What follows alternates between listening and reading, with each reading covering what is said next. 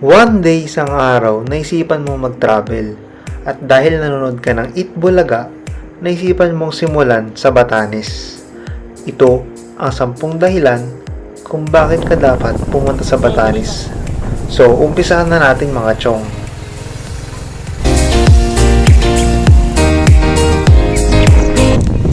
Welcome to Batanes!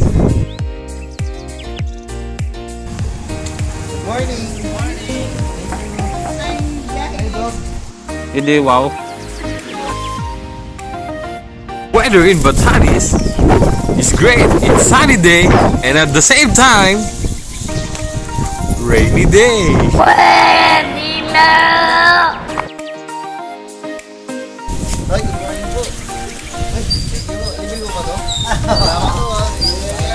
Thank you, thank you.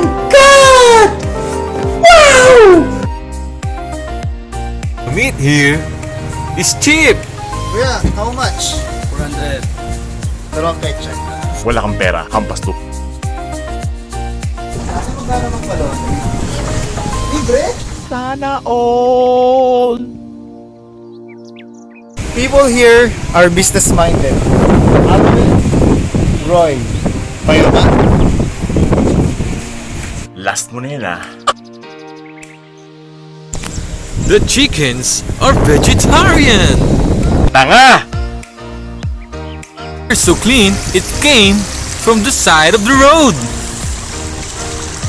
Refreshing! With water. The plants here are edible.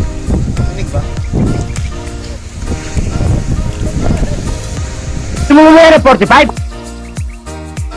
Bones here are big and hard. Just like mine! Kapal ng mukha mo! Batanes, we have Spider-Man. Multiverse. Longer. Man, hi Spider-Man.